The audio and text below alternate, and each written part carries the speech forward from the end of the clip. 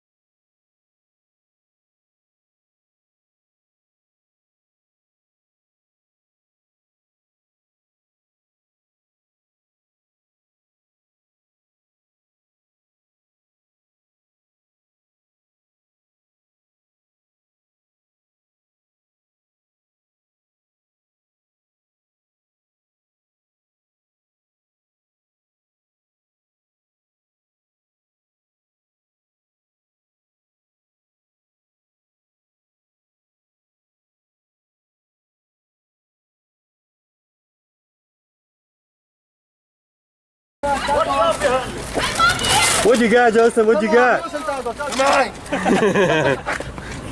Thank you, Justin.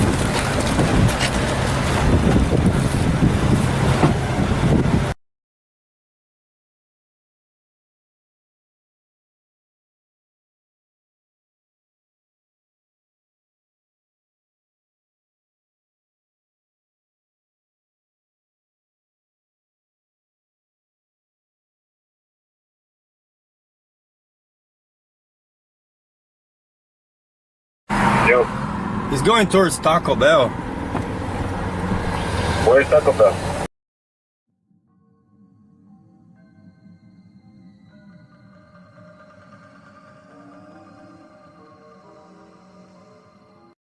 I wanted.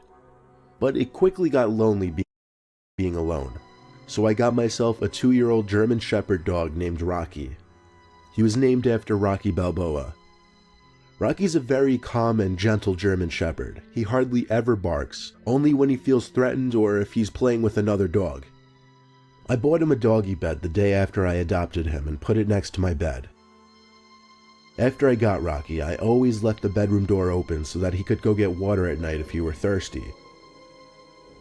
One night soon after I adopted Rocky, I woke up to his barking coming from outside my room and down the hallway.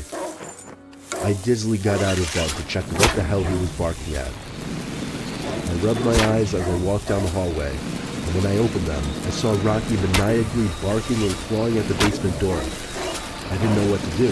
Usually I'd call my dad to deal with something like this, but now it was on me. I was terrified. I had to ask myself if I wanted Rocky to go down there with me, and I quickly realized there was no chance of me going down there alone. I opened the door ever so lightly, but it was enough for Rocky to push it open with his nose and run down the stairs. I flipped on the lights and followed close behind. Rocky was silent now, which I found a bit concerning. I looked around for him, calling his name, and then I saw him standing still, with his tail between his legs, looking up at something in an opposite corner of the room that was blocked by a wall. Rocky looked at me, and his tail slightly raised as I approached him. I could now see what he was looking at. It was a closet door. Rocky's apparent bout of confidence was obviously short-lived, and he seemed to be back to his calm and timid self. All that was passing through my mind at that moment was, do I dare open this closet door right now? And who or what could be in there? I didn't know Rocky too well just yet, but I had a feeling he wouldn't attack whoever or whatever was in there. I'm still not sure whether I made the right move or not, but instead of opening that closet door, I took Rocky by the collar and walked with him back upstairs. He kept looking back at the corner of the basement until we got to the stairs. I shut the basement door and then dragged him back to my bedroom and shut the bedroom door.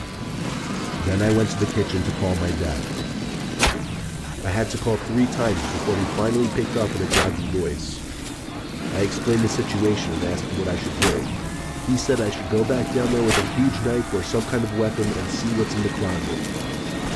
I told him I was too scared to, and somewhere deeper into that conversation with my dad, I realized the basement door was open. I put the phone down for a second to listen to what I felt were footsteps, and I was right. Loud and clear were footsteps heading towards the front door. I ran to my bedroom and told my dad. He told me to hang up the phone and call the cops, and so I did. By the time the cops showed up, though, whoever was in the house was obviously gone already. Unfortunately, I left a large amount of cash down there by the bar. All of it was gone. The basement window was wide open, so we found the method of entry pretty quickly. It just turned out to be a break-in burglary when I happened to be home.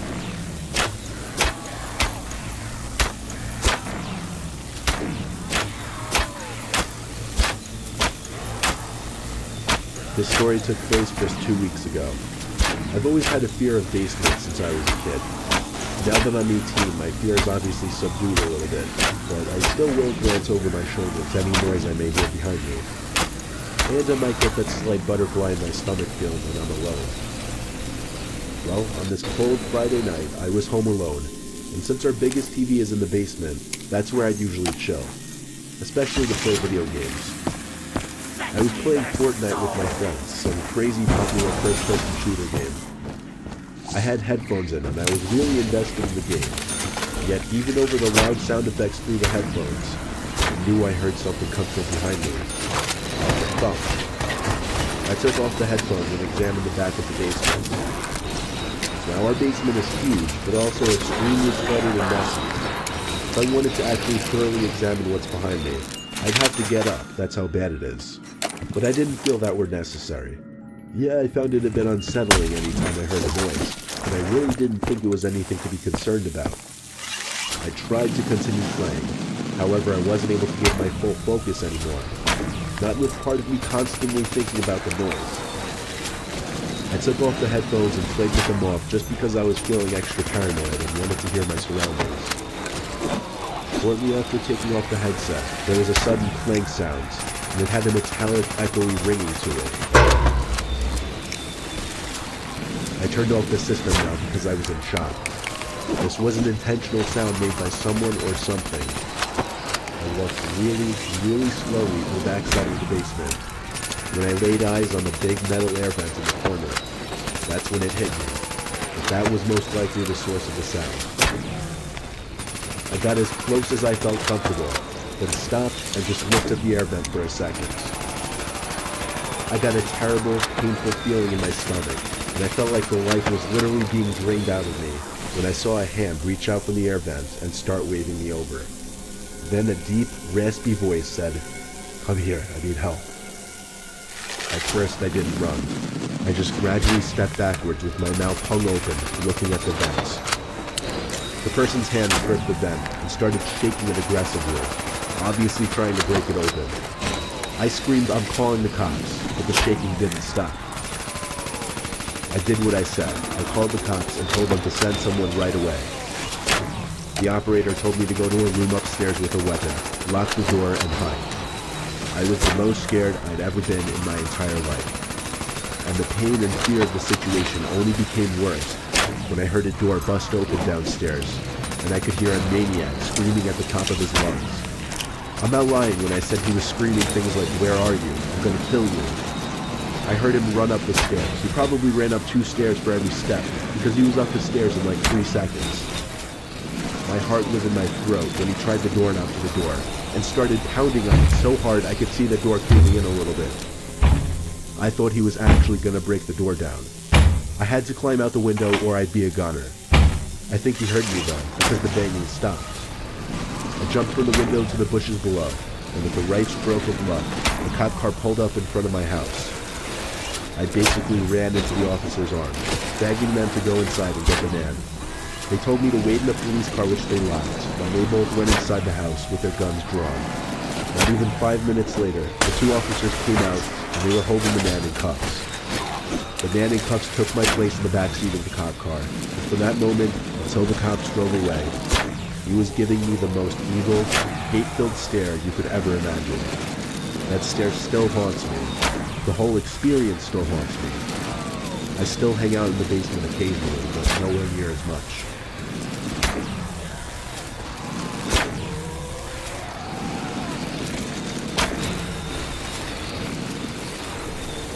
story I'm about to tell you is a series of blurry memories from when I was a little kid.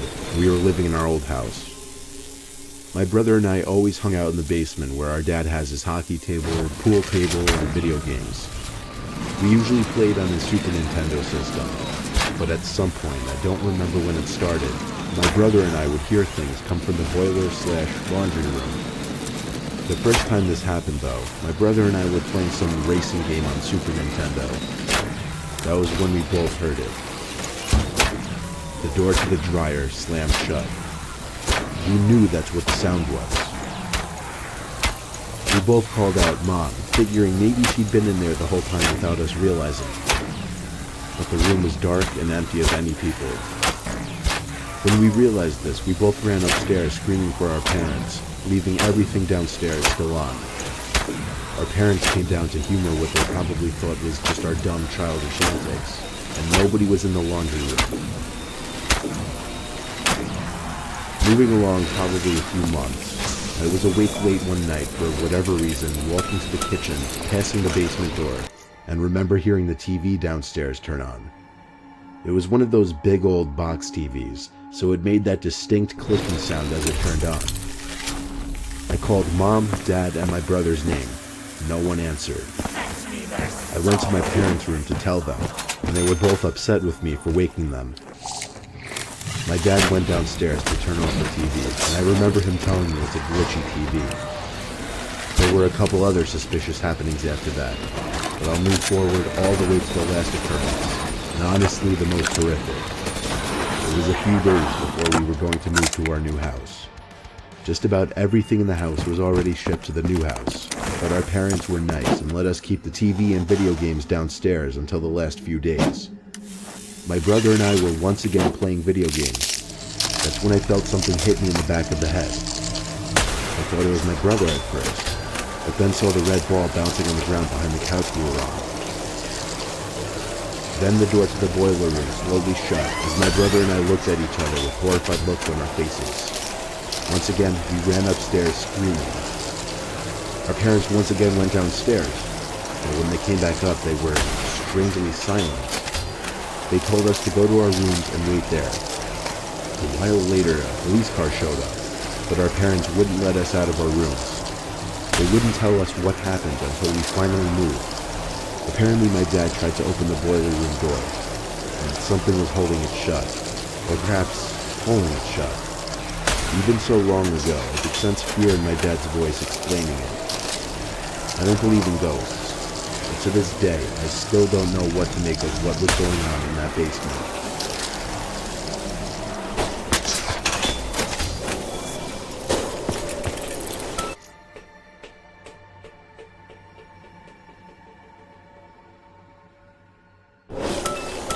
At Vistaprint, we know you've got that idea for your business. Like the one that stops people mid-walk. But once that idea is on Flags, vinyl banners, A-frame signs. it's so much more than an idea. Print your possible with code NEW20 for 20% off your first order at vistaprint.ca.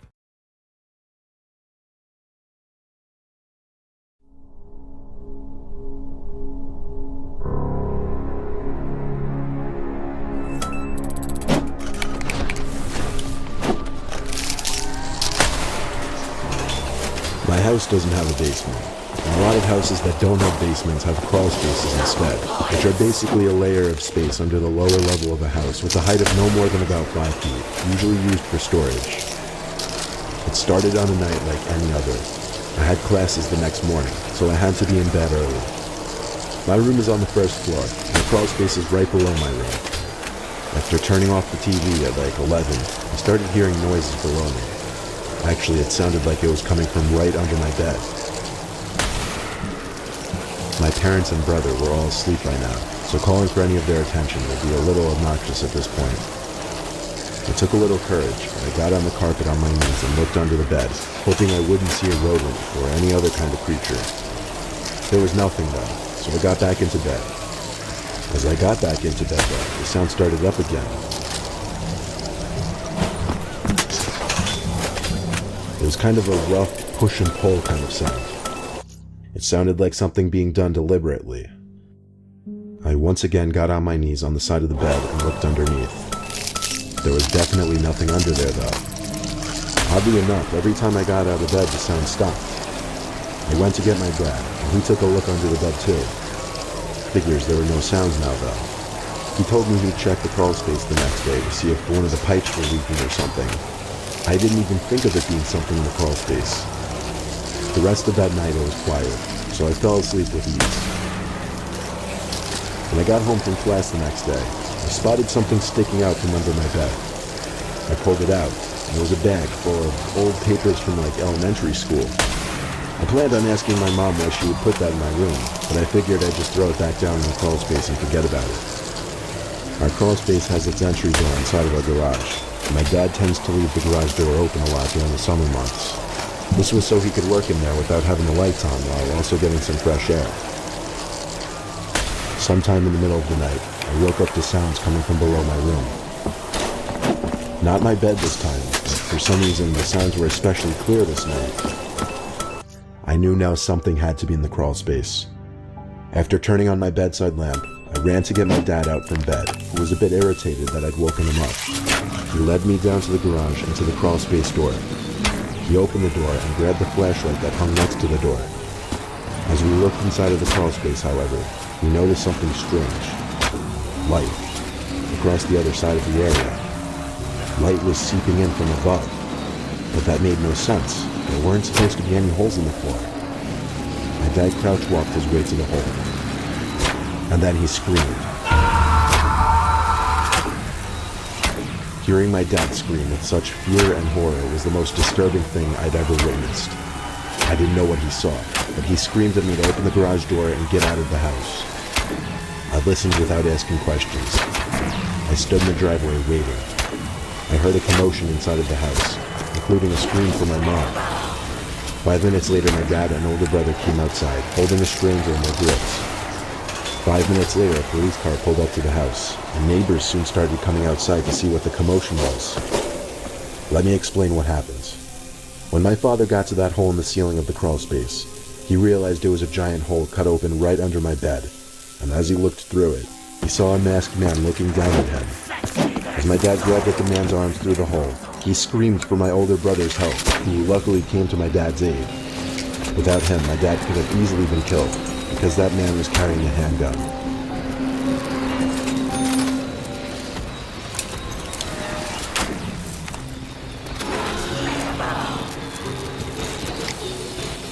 When I was 21, still living in my parents' house, my bedroom was actually supposed to be considered an extra room. It wasn't built with the intention of being a bedroom, more so a kind of downstairs storage room. However, I was the youngest, so I got the worst room. My two older brothers had already moved out by this point, and I was finishing up with college. It was winter break, however. My dad was on a business trip, and my mom was in another state with friends. They're the kind of parents who you never see around, and they've been like that since we were kids. My room happens to attach to the crawl space of our house. There's a little pull-out door in the wall. When I was little, my brothers always teased me and said there were aliens or monsters in the crawl space. Sometimes as a kid, I'd get scared by the littlest of noises coming from inside the wall next to my bed. Eventually, I outgrew that fear, obviously. I was chilling in my room, just trying to finish up all the work for my classes, when I heard some muffled noise coming from the crawl space, like literally beyond the wall right next to my bed. It wasn't any kind of thumping or tapping or anything. It just sounded like some kind of sound that would come from a person's mouth. Of course, my heart started racing as I started freaking out over it. Given that I was home alone, I couldn't just call for my huge, intimidating dad to go in there. So I opened the door to the crawl space, and with my phone's flashlight, just aimed it in every direction in the crawl space while still standing by the doorway. I wasn't sure exactly what I was looking for, but after not being able to see anything or anyone from the doorway, I contemplated going deeper into the crawl space. But just then, there was a voice. Was I making plans, Blaine? Mike, sometimes I talk too much, but let me tell you something right now. After nearly having a heart attack, I realized it was just one of those old talking Bubba toys. I didn't know what could have caused it to go off and start speaking though. I was guessing it was deep in some old bag of toys somewhere. Something was putting pressure on the trigger button. I waited by the door for the talking to stop, and when it finally did, I shut the attic door again and got back in my bed. When the time came for me to go to sleep, I turned off my laptop and the light and rolled on my side. It wasn't long after that when I heard the talking Bubba go off again inside the crawl space. Now that I knew what the sound was, it seemed much clearer. This was the last straw now. I had to get that toy out from whatever bag it was sitting in, or it would probably be going off all night. I went back to the crawl space door, and this time actually went inside. I followed the sound of the toy's voice, and as I got to the big brown paper bag that seemed to be containing it, I saw two arms come out from the dark. Two arms that were stretched out forward, and there was a horrifying, deep scream that accompanied them. It was being lunged at. I screamed as I ran to the crawl space door and slammed it shut. It had a lock on it, thank God. A couple seconds after locking the door, there were bangs on the door that consistently came about every 2 seconds. The door didn't show any signs of giving, but I didn't stick around to find out if it would. I was upstairs already on the phone with the police, and I did notice the banging stopped downstairs. The police told me to wait either inside a locked room or outside in a safe place like a car or a neighbor's house. I didn't want to be in the house anymore until the cops arrived, so I took the spare keys to my car from the key ring and went to sit in my car. I had a view of the back section of my house from the street, however, and noticed the door on the side of our house was open. It was the outside crawl space door. It was completely wide open. It suddenly made sense how there could be someone in there. The outside door must have been left unlocked by my dad by mistake. I sat in my car telling 911 to hurry up before the intruder could escape. I didn't see anyone leave through the door, but for all I knew, they already had left. The cop car finally came roaring down the road with its lights on and stopped in front of my house. I got out of the car and called at him to follow me to the door. I pointed and said, "In there," and he went inside with his flashlight. I peeked my head in there the whole time, helping out with the flashlight too. I made sure he didn't miss anything. I even suggested that he search any big boxes or bags, and he did. The officer was surprisingly patient and polite towards my demands given the situation. He came out after a few minutes of searching and assured me the crawl space was empty. Whoever was in there left in a hurry. The crawl space door could only be locked with a key or from the inside, so I asked the officer to wait there while I went inside and locked the door from the inside. As I was in the crawl space again, alone, I couldn't help but shake the feeling that I was being watched as I hurried back to my room to lock that door as well. The officer left a few minutes after, and I tried to get to sleep, but I couldn't. I was awake all night until the sun came out, just worrying about someone still being in that crawl space. Luckily, no one ever broke into it again, but I guess I wouldn't call it breaking in, since the door was unlocked.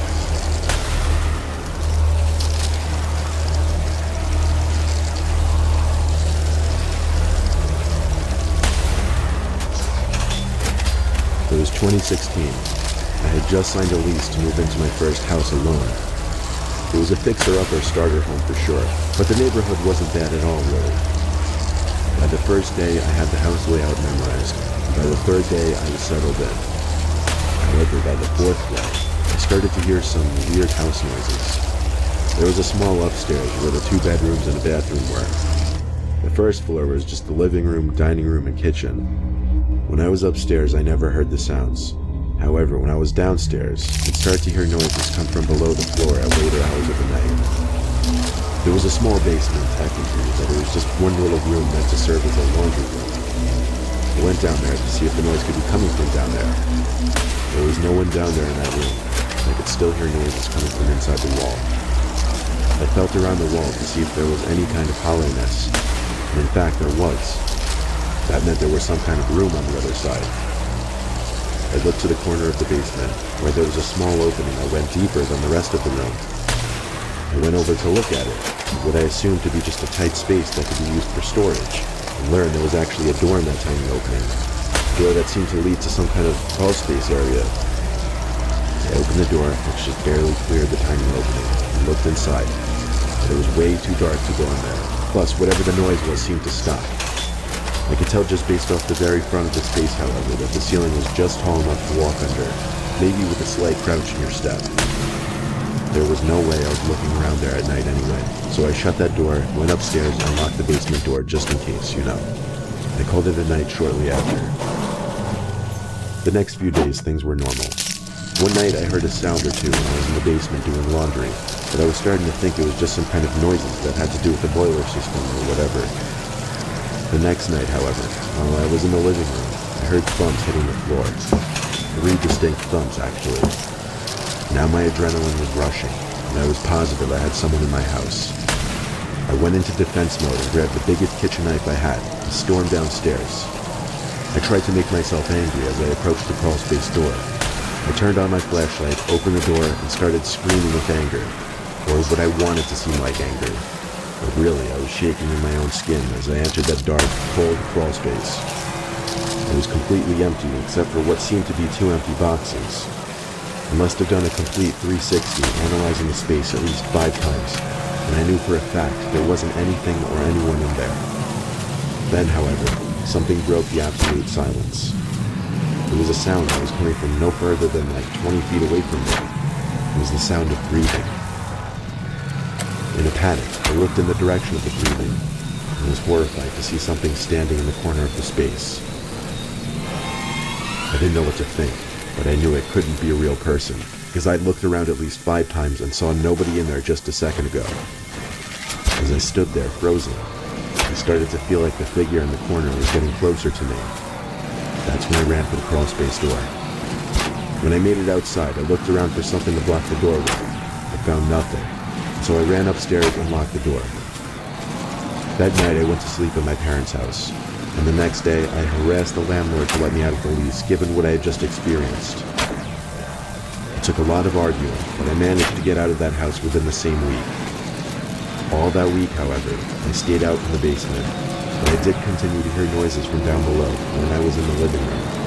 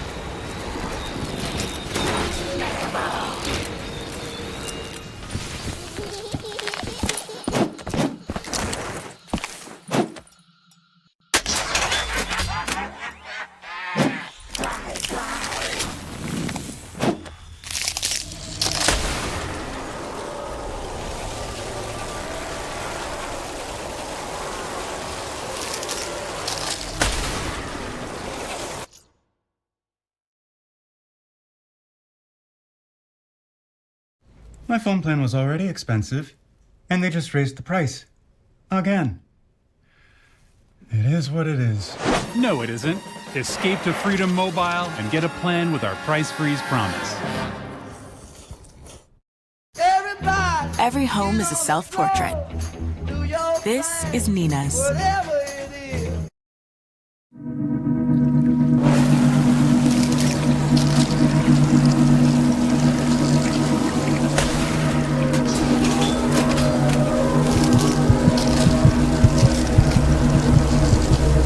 28 years old now, but I vividly remember a horrifying incident that occurred when I was a 22-year-old college student.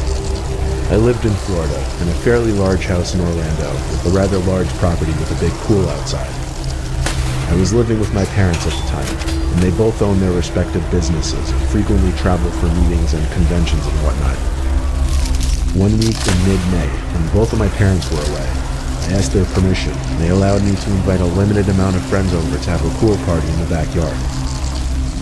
I was excited and quite surprised that my parents trusted that I would be responsible enough to have a small party, promising no alcohol, no loud music, and to send everyone home at a reasonable hour, as to not disturb the neighbors. I proceeded to call 6 of my best friends and let them know about the pool party, inviting them over the following evening with a limit of 1 guest per person. Everyone replied almost instantly, totally down to come over, asking if they should bring over snacks and drinks. Remembering what my parents said, I ignored their conditions and allowed my friends to bring alcohol. The following night at around 8 p.m., almost all of my friends who I invited showed up with their bathing suits and plenty of alcohol. My friends took turns playing music on my Bluetooth speaker. They all brought their girlfriends or guy friends that were all acquaintances of mine, totaling 13 people including me. I started the backyard fire pit, and we started drinking, laughing, making idle chit-chat, and some of my friends decided to go into the pool. Most of my friends jumped in off the diving board, and I sat by the fire watching them splash, pick their girlfriends up, slam them in the pool, and have a good time in their now drunken state. Almost 2 hours passed, and I remember what my parents said about allowing guests to stay late. It was now approximately 10:30 p.m., and most of my friends were still in the pool listening to music, and occasionally coming out for snacks and more booze. Myself in a rather drunken state, I kind of lost track of time. I went inside of my house for a few moments to grab another beer, when I heard leaves rustling from the bushes on the side of my property. Now keep in mind, my house is gated and has security cameras all around, so I didn't get too suspicious, and I didn't think much of the sounds, figuring some of my friends may have made their way to the front of the house to either make out with their girlfriends or get ready to go home. At that point, it was already 11:30 p.m. I completely failed to adhere to all my parents' rules, which actually made me feel a little guilty. I went back outside with snacks and drinks and told everyone that it was almost time to end our evening. 10 out of the 12 of my guests were still in the pool screaming and horsing around, while the 2 others went missing. When I realized this, I went back inside, walked around the house, and heard laughing and moaning from upstairs in one of the guest bedrooms. Assuming that one of my friends snuck upstairs with his girlfriend to hook up and whatnot, I don't need to give an explanation. I was too drunk and lazy at the time to go upstairs and tell them it's time to leave. But before I returned to the backyard to finally close up shop, I heard blood-curdling screams come from the pool.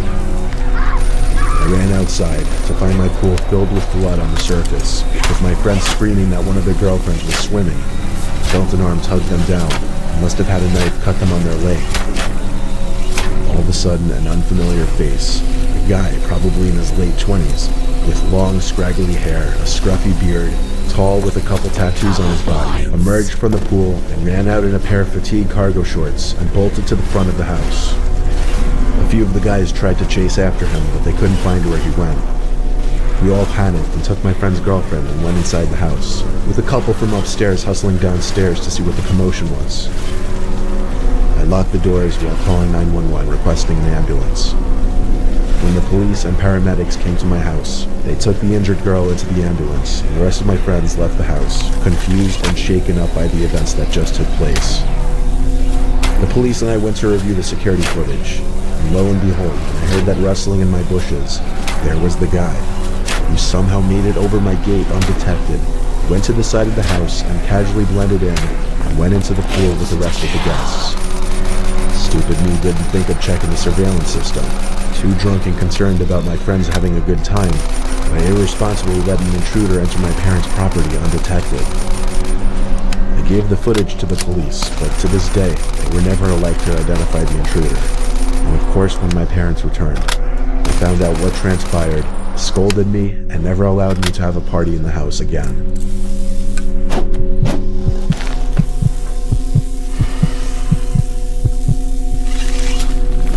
I was once invited to a pool party when I was 17. One of the more popular kids in our school was throwing a high school graduation pool party on the weekend where his parents wouldn't be home. The kid's name was Daryl, and he had a huge backyard with a nice in-ground pool perfect for pool parties, though most of us have big yards where we live because we're in a less congested town. I wasn't close with Daryl, so I hitched a ride with a couple friends who knew him better. When the 3 of us stepped into his backyard, it was packed. It was actually impressive how many kids were there. I'd say at least a quarter of the entire grade was at this party. We wanted to say hi to Daryl because it would be the right thing to do coming into his party. We asked a couple kids we knew if they'd seen him. They said they hadn't seen him for a while now. So we asked others and got similar responses. We soon realized nobody seemed to know where Daryl was. Maybe he was in his house with a girl or something. So we just went about our own business. We played beer pong, people splashed around the pool, and the night became a daze overall. I didn't jump in the pool because I didn't bring a bathing suit and I just didn't want to get wet. Throughout the night, I'd hear other kids screaming, "Where's Daryl?" It seemed others were trying to find him because it was weird he hadn't been seen for nearly 2 hours. Me and the 2 friends I came with joined a little circle of people talking about how Daryl hadn't been answering his text for a couple hours. Still, people were just chalking it up to maybe him being upstairs with a girl. Who knew? It was his party after all. Anyway, some more time passed and I had to go to the bathroom. There were a bunch of people inside the house. There was actually a line for the bathroom. I opened a door in the hallway and it led to the basement. My house had a bathroom in the basement, so I figured there was a chance this one did as well. I turned on the light in the basement and walked down. I started looking for a bathroom. There were only 2 doors down there though. The first one led to a closet. There was another door on the other side of the basement. It was shut, so I went over to it and tried the doorknob. It was locked. I knocked on the door. There was no answer. The thing about this lock though, it seemed I would be able to pick it unlocked simply using my fingernail. So I did just that. I knocked again before opening the door. I was expecting to see a bathroom, but instead I saw a big pitch black room. It seemed to be a boiler room. However, there was the faintest little yellow light emanating from what appeared to be some kind of boiler machine in the far corner of the room. And in that light, I could see a person, surely a person, standing right in the back of the room. My heart dropped when I saw the person duck down behind something. I thought, what if that was Daryl? I looked for the light switch and found it. It was one of those hanging switches that you pull down. I turned the lights on and went over to where I saw the person hide. The room was cluttered with tables and a washer and dryer machine, so the walking space was kind of arranged in a circle. I got to where I saw the person not even 20 seconds earlier. I saw Daryl laying on the floor in a bloody mess, apparently passed out. I looked back up to the door to the boiler room and I heard footsteps coming from that direction. There was someone rushing out the doorway. But for a split second, they looked back and I instantly recognized the face of the kid named Todd from our grade. He was a very quiet kid that creeped out a large amount of people in our grade. Instead of calling the cops and tending to Daryl, I ran upstairs hoping to catch up to Todd to make sure there were other witnesses to his presence there that night. I made it upstairs to the hallway and started to scream for people's attention. Everyone who was in the living room came to look. I could see Todd rushing out the front door. They saw him. They were now witnesses to his being there. I told them all to come downstairs and see what he did. I would have considered rushing to tackle him, but I didn't know what weapons he had on him. When we all got downstairs, we saw multiple stab wounds in Daryl's legs. First thing we did was call 911 for police and an ambulance. Daryl was rushed to the hospital, while at least 10 people vouched for me when I saw a kid in our grade named Todd at the scene of the crime. That same night, police apparently raided Tom's house and he was arrested. I'm pretty sure he's still in jail. Not sure if they got him for attempted murder or what. Daryl is fine now, but everyone believes that Todd did what he did out of jealousy of Daryl's popularity. Todd didn't seem to have any friends in school and would often be picked on by kids in Daryl's friend group. I'm not saying Todd was justified at all, but it's scary what bullying can drive some people to do.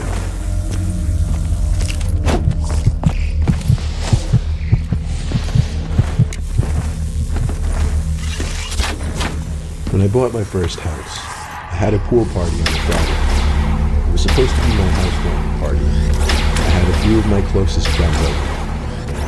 Everyone drank a bunch, and a few hours later, people were on their way out.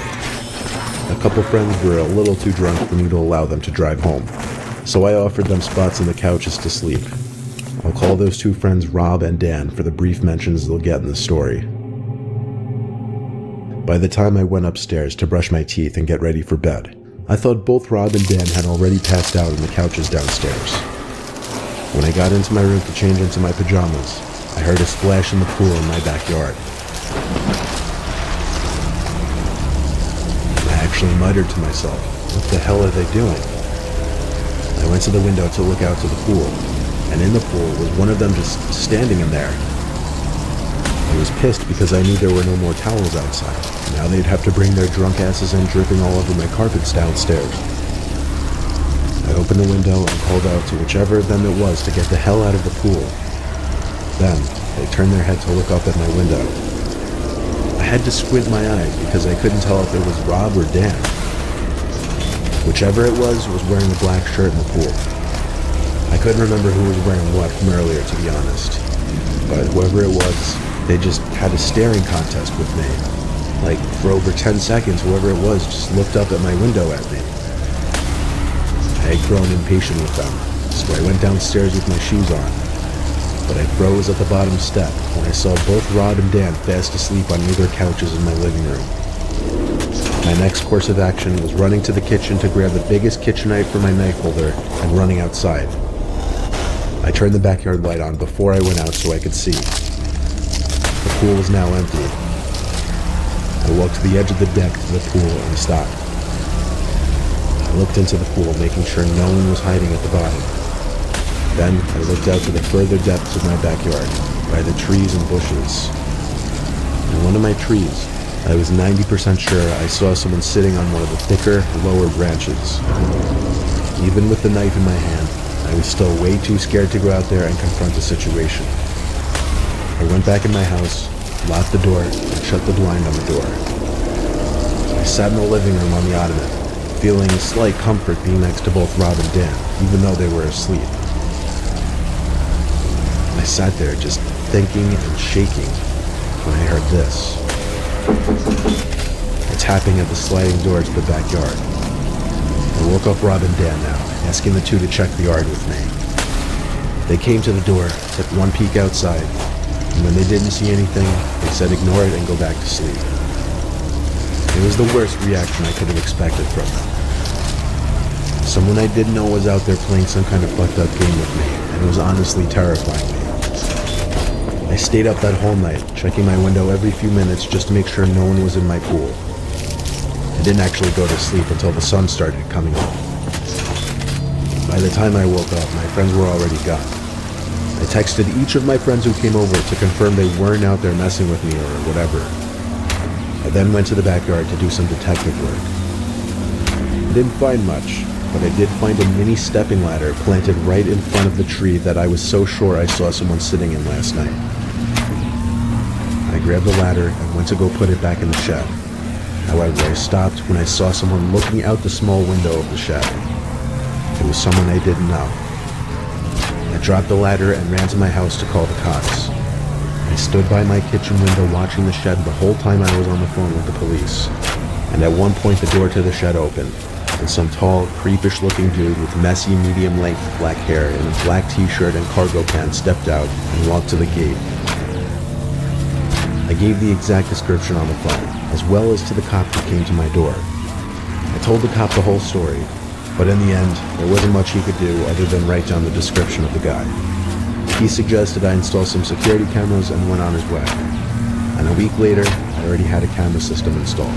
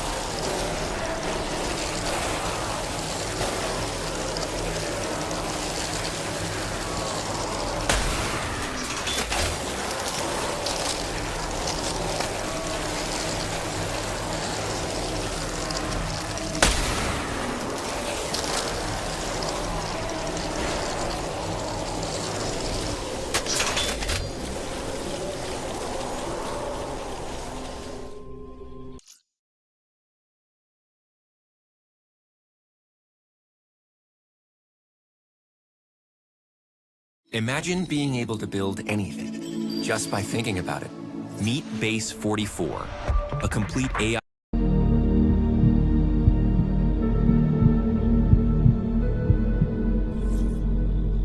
live in Sydney, Australia.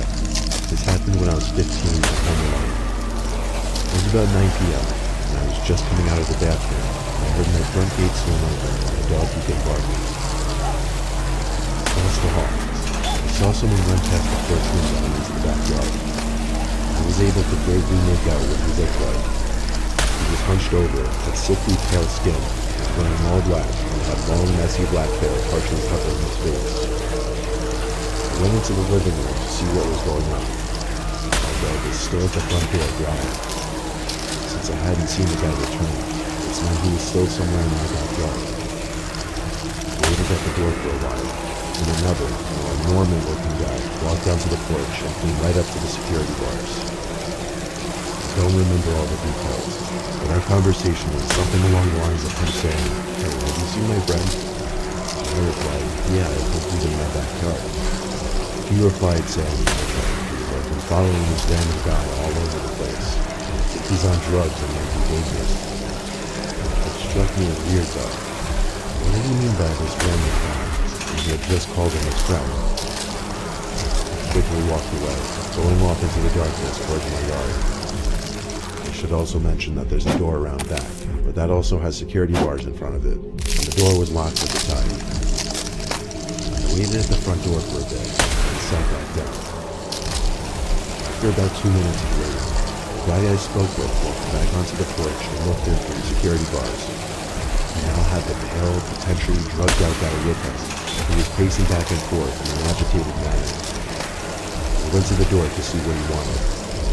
He said, "Hey, sorry man, I just found him. Look, he's really nervous. I'd like if you unlocked the door and came out here, just so we could see that you're harmless." I felt the pain in my chest. The creepy, drugged-out guy had stopped pacing now, and was standing unnaturally still, staring at me dead in the eyes.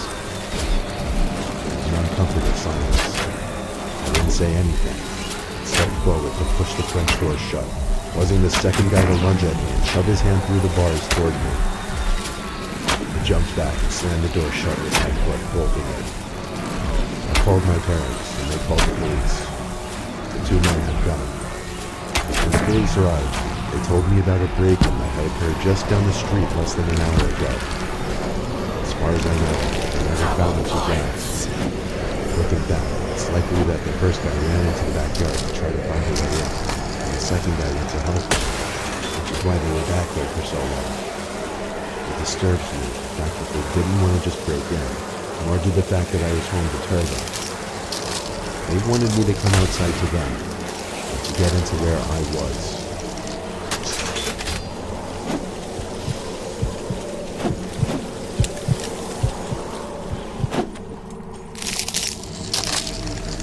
Thursday night, my mom was working a late shift at the hospital. My 2 brothers were away at college. For the time being, I had the house to myself. I had a couple friends over.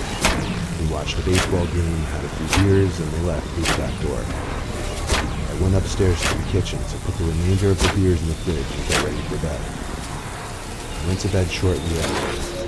After a while, of laying down trying to actually fall asleep, I heard light footsteps coming up the stairs outside my room. My mom was home. I heard her cough as she passed my bedroom door and entered the bathroom. Then she went back downstairs to the kitchen and started making a lot of racket with the cabinets and dishes and whatnot. I was way too lazy to get out of bed to go down there and ask her to keep it down, but I just texted her instead to stop making so much noise. I put my phone back on my desk and flipped on my side to try to get comfortable. Then I heard footsteps coming back upstairs. Quickly, the bedroom door opened, and my mom stepped into my room. The hallway light outside my room wasn't on, so I couldn't make eye contact with my mom. But when I looked up, I saw my mom's figure. She stood by the doorway, looking kind of slouched over. I told her to stop making so much damn noise in a rather annoyed tone. When she didn't respond, I sat up and said, The vibration on my desk let me know I got a text. And given that it was pretty late, I naturally checked my phone to see who it was. It's from my mom. She said, still at work. I dropped my phone onto my desk and looked up at the doorway. I could see standing at the doorway wasn't Nina. Even though I was panicking, I had to think on my feet. I said, Mom, I need to get to sleep. Get out. I said this because I wanted to play dumb. Like I had no suspicion that someone had broken in.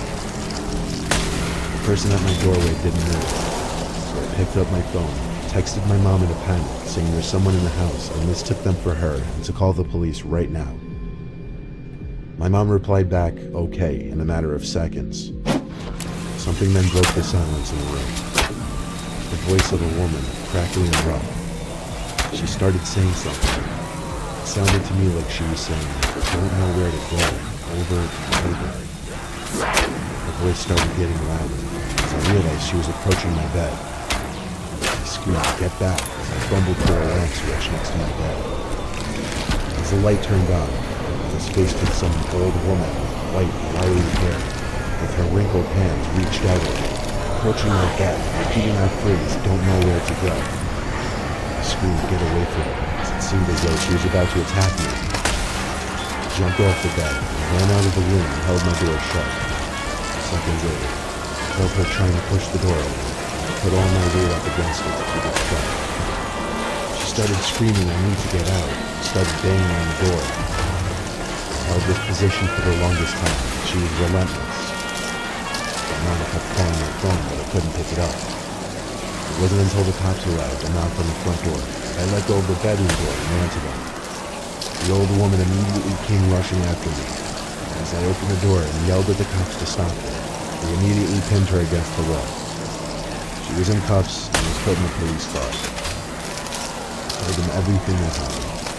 I said based on how she was behaving and what I told them, she would need to be identified and evaluated to determine if she was mentally ill. And it later turned out she was, to my surprise. I found out later that night after the cops left, that after my friends left through the back door, I forgot to lock it. That was how she managed to simply walk into my house. It's definitely scarred me mentally in the sense that anytime I hear something in my room while sleeping, I have to look up and make sure somebody isn't standing on the other side.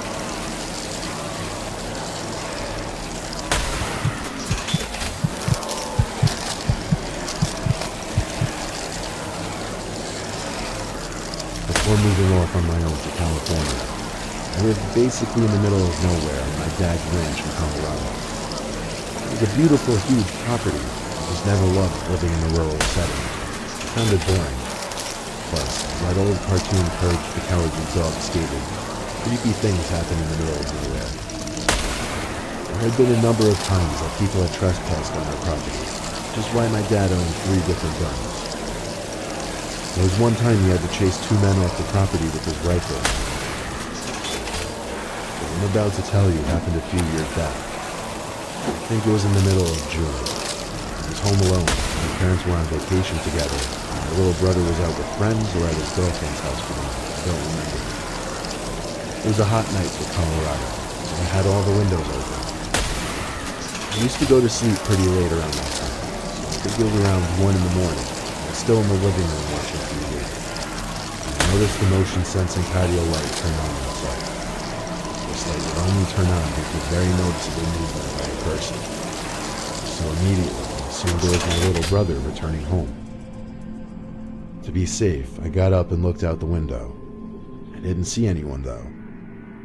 I took out my cell phone and called my brother real quick. I had to sit back down. Then it started. The knocking at the front door. Our door had a key code, but obviously anyone coming to our house went out of their way to get there, so we'd need to know who was there before opening the door.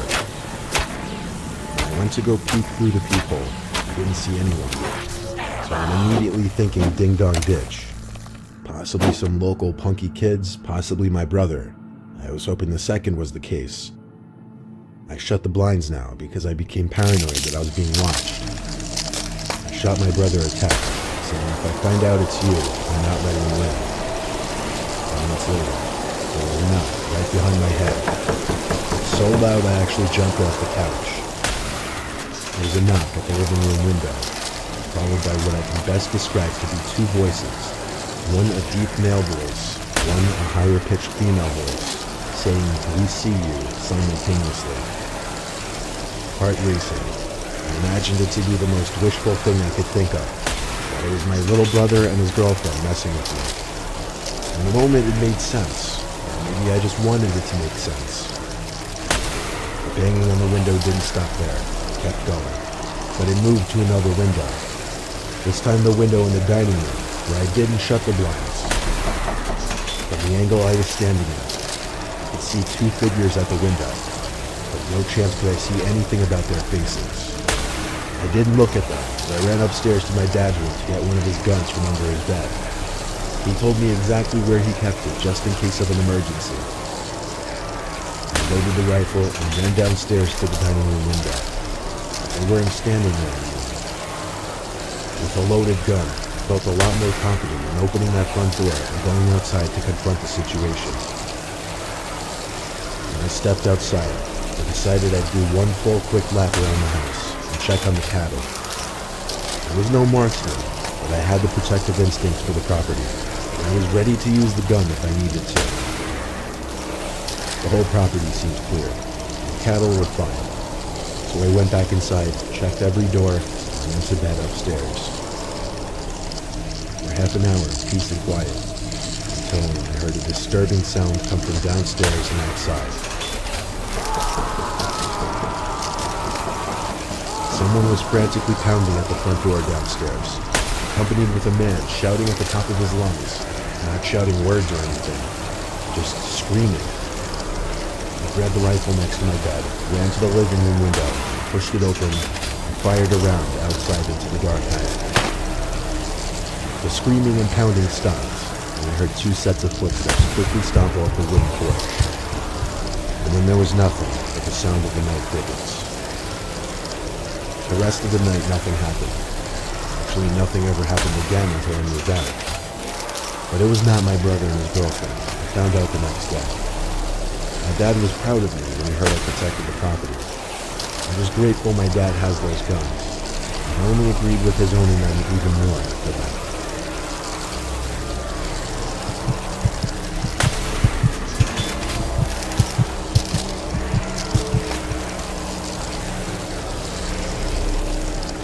I was home alone one night in the spring. I was on a FaceTime call with my friend, at one point pacing back and forth in my room. When I passed the window and looked outside at that point, I saw someone outside on the street, just standing there, facing my house, facing my window. I looked a little more carefully and determined he was looking up right at my window.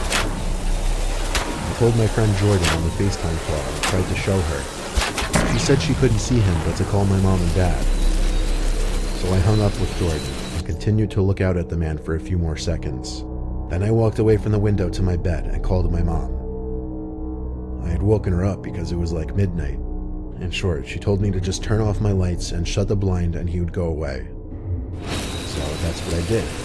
After a few minutes of dying in curiosity, I had to get up, lift the blinds, and peep outside.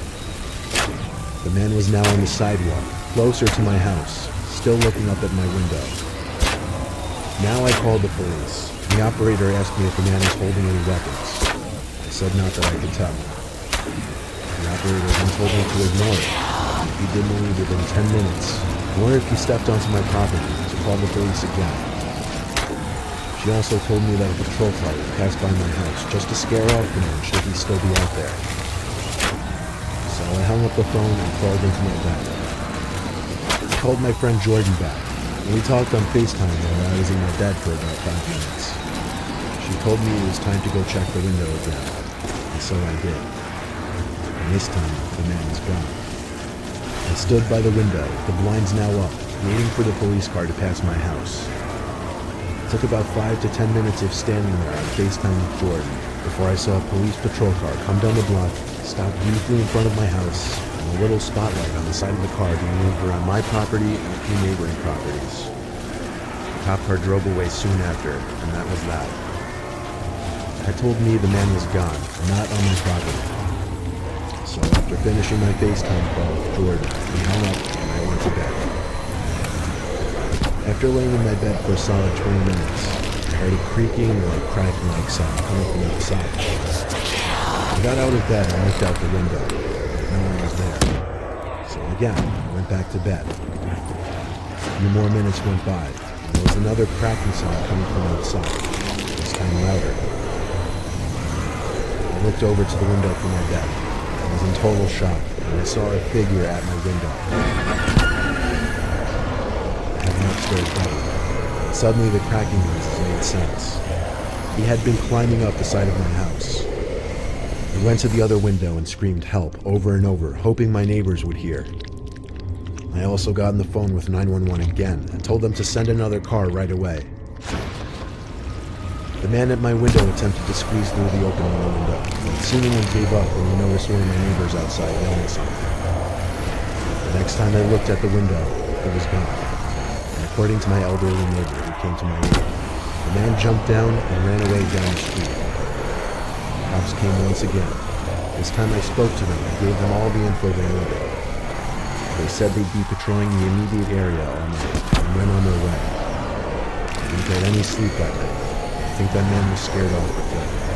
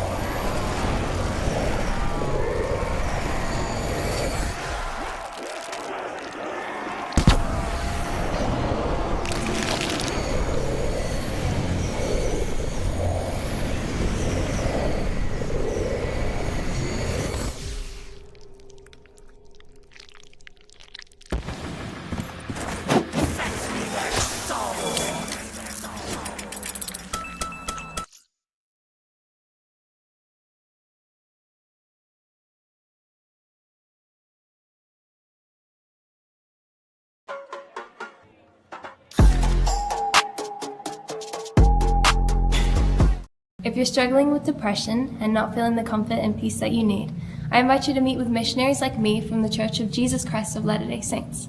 We can help you lift your burdens through the gospel of Jesus Christ.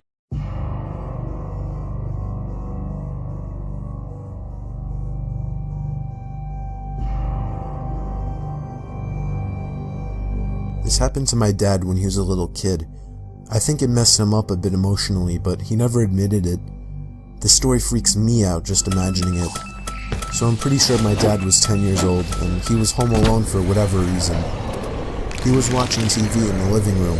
It was the only TV in the house, and all of a sudden, the TV just shut off. So he got up and turned it back on. It was an old shitty TV, so it wasn't weird at all. When he got back on his couch, it happened again. He got up once again and turned the TV back on, and again it turned off. He repeated this process a couple more times before he started to look for the remote. While looking for the remote, he walked over to check behind one of the couches and saw a man hiding in the corner, holding the TV remote. My dad described the man as having long, messy hair and a crazed look in his eyes. He gave my dad a smile, and my dad ran out the front door screaming like a little girl. He went to his neighbors, who called the police. The man was still in the house when the police got there, so he was arrested. My dad told me that he still assumes the man was either homeless or crazy. Either way, this story is downright terrifying. My friend told me about something that happened to her when she was younger, about 8 or 9. She was walking home from school and got her key out to let herself into the house. Her single mom worked and came home later on weekdays. As she reached up to put the key in the door, her mom opened it in a dressing gown, having left work sick. Instead of greeting her, she looked straight past my friend and immediately said, "Who are you?" My friend turned around, and a man in a long coat hurried back down the path and down the street. Being ill that day had possibly saved her daughter from something potentially horrible happening to her. Before I start this story, I want to note that Jacob's mother is a drug addict, and his father really didn't have much wrong with him outside of being with his mother. So one night, when Jacob and his father were asleep, they heard a series of loud banging, scratching, and moving noises coming from the mother's room. Jacob's father jumped out of the bed and ran down the hall and started slamming on the door. His mother opened it, yelling at him to quiet down and that he woke her up. He asked her about the sounds. She hadn't been awake to hear them. Jacob's dad would have assumed that she was on something again, but something was wrong. The window was open all the way, and the TV was moved across the room, still plugged in, and had the screen facing outside. Jacob's dad was reasonably scared. He shut the window, got his bat, locked the mother's room from the outside, and made her sleep in the living room. He stayed up most of the night. He woke up Jacob at 5. It was still dark out. Jacob went out to the kitchen where his mother already was. A couple minutes later, his dad walked in, wide-eyed. He pointed at Jacob and his mother and held his finger to his lips. They both quieted down. They heard something shuffling around on the roof, going from edge to edge. Jacob's dad had the bat. They sat together in the room, quietly. Minutes later, the sound went away. Jacob's grandmother was called. She was asked if everybody could stay over there for a little while. She said yes and told them she'd come pick them up. Jacob finished eating and went to go sit on the couch. There was no TV in that room, so he sat in silence. He looked over at a door to an empty room in the hallway. The door was open. There was a finger wrapped around the side of it. Jacob screamed and pointed to it, and his father grabbed him and ran out. Jacob's mother followed behind. They went to a